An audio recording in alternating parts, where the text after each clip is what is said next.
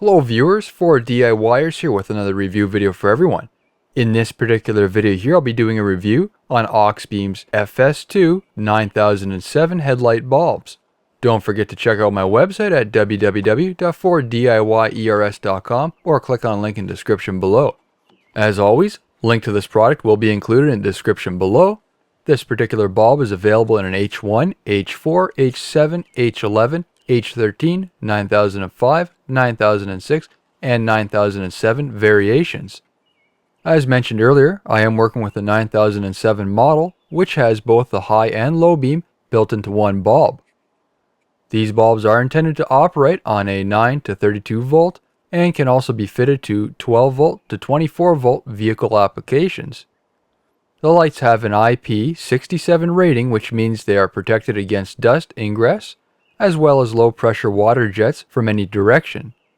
They have a pure white light output, 6500 Kelvin, which you'll see in a moment when I do the testing. Have a 6063 aluminum construction, 180 degree beam output, and a life expectancy of over 30,000 hours.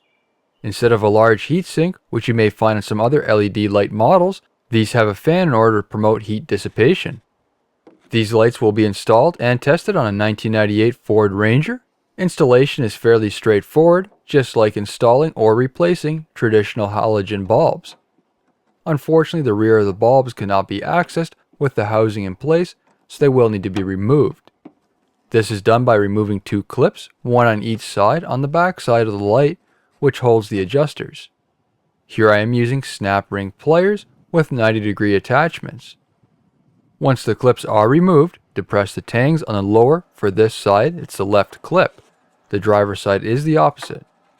Once out, twist the housing of the plug off, pull out the light, and then disconnect the wire connector. Considering the LED bulbs have a slightly larger profile on the rear, we will need to cut down the plastic retainers. Not all vehicles have this design such as this. Most simply have a twist-in bulb.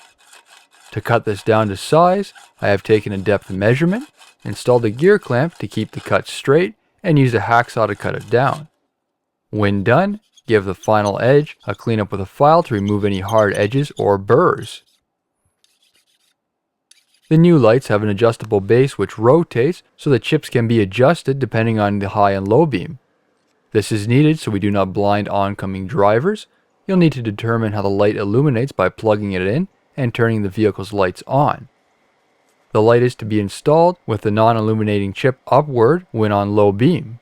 Remove the small Allen head screw using the supplied Allen wrench.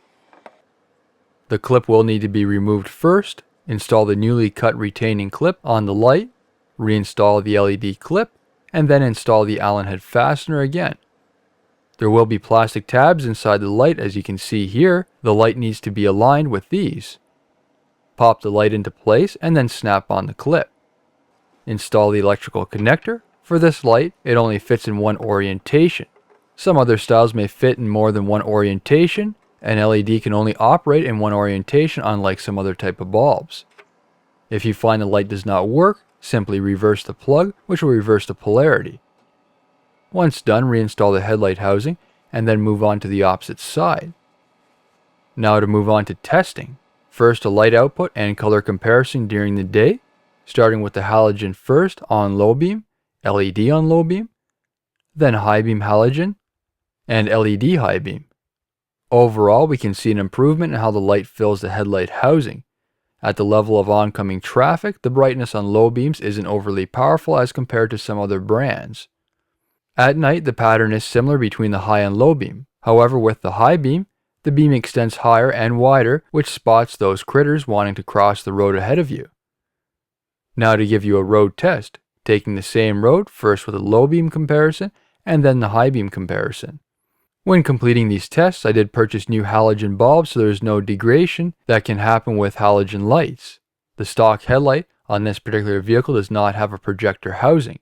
Headlight lenses have been restored. There is no issues of distortion which would be found on foggy or hazy lenses. When upgrading your bulbs, be sure to consult with your local laws and regulations to ensure the LED bulbs do meet those requirements. The LED upgrades are rated at 72 watts with an output of 8,000 lumens. Even with the fans, they are very quiet. You can only hear a slight hum once the vehicle is running. The fan sound basically drowns out under the engine tone. There is basically a night and day difference between the halogen and LED upgrade. The LED pattern on the road is very even, and it does not have a short cutoff as compared to what you may find with other LED manufacturers. These use the latest Bright Lux COB chips. The bright white lights help illuminate any unknown objects on the road ahead while reducing eye fatigue. They also include a low voltage protection as well as a smart built-in constant current control for temperature. I'm extremely impressed with the performance of these lights, a huge improvement over the factory halogen bulbs.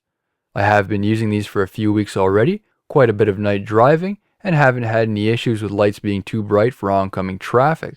So why upgrade to costly headlights to improve lighting performance when you can purchase these LED upgrade lights, which are very affordable? This concludes the rest of my review video. Have you purchased this product in the past? Be sure to leave a comment below sharing your experience.